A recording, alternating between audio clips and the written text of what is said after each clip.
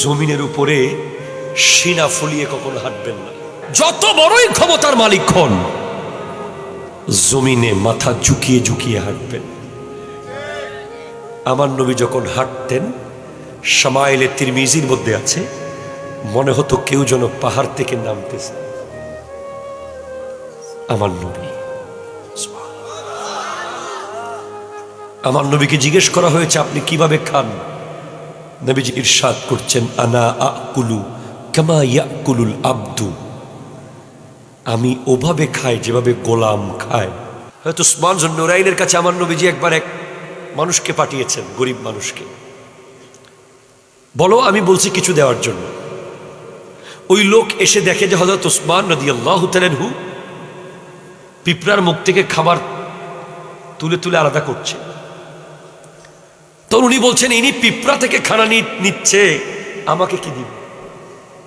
উনি চলে গেছেন। পরে আবার নবীজি বলছেন যাও তুমি, আমি বলছি তুমি যাও, বলো দিতে। উনি এসে দেখে যে হযরত উসমান রাদিয়াল্লাহু তাআলা আনহু তার খাদেম চেরাগের বত্তি বেশি লম্বা করেছে, তাই তেল বেশি জ্বলছে, এজন্য বকা দিচ্ছেন তার খাদেমকে। উনি বলছেন সামান্য চেরাগের তেলের জন্য বকা দিচ্ছে, উনি আমাকে কি দিবে? পরে বলছে ইয়া রাসূলুল্লাহ আমি খুঁজি নাই। বলে আরে তোমাকে বলছি তুমি চাও, আবার যাও। এবার দেখে হযরত উসমান রাদিয়াল্লাহু তাআলা ছাদের উপরে তুলা শুকাত দিছে, উপরে জাল মেরে জালের ফাঁক দিয়ে তুলা উড়ে যাচ্ছে একটু, হযরত উসমান সেগুলো ধরে ধরে আবার ঢুকাই দিচ্ছে। ওই লোক বলতেছে যে কিরে আমি চাইবো, আচ্ছা থাক, তিনবার যখন আসছে চেয়ে ফেলি। আমার নবী বলেছে আমাকে কিছু দিতে। তখন তিনি হযরত উসমান রাদিয়াল্লাহু তাআলা বলছেন ওই যে দেখো সাদা সুতার মতো আমার ব্যবসায়িক পণ্য নিয়ে ওটের পাল আসতেছে, ছাদ থেকে দেখা যাচ্ছে।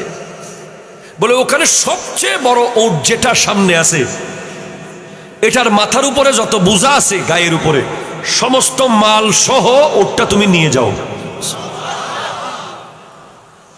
এখন ওই লোক আশ্চর্য, ইনি পিঁপড়া থেকে খানা নিয়ে আমাকে আলাদা করতেছে, ইনি তুলা ধরে ফেলতেছে, ইনি চেরাগের তেলের জন্য বকা দিচ্ছে, উনি আমাকে গোটা উট দিয়ে দিচ্ছে। উনি গিয়ে যখন ওটটাকে আলাদা করতে চাইলেন, ওই লোক দেখে ওট আলাদা হয় না, কারণ উটের একটা নিয়ম আছে, যে লিডার থাকবে সে তার কর্মীদেরকে রেখে পালিয়ে যায় না। ঠিক কিনা, জোরে কথা বলেন।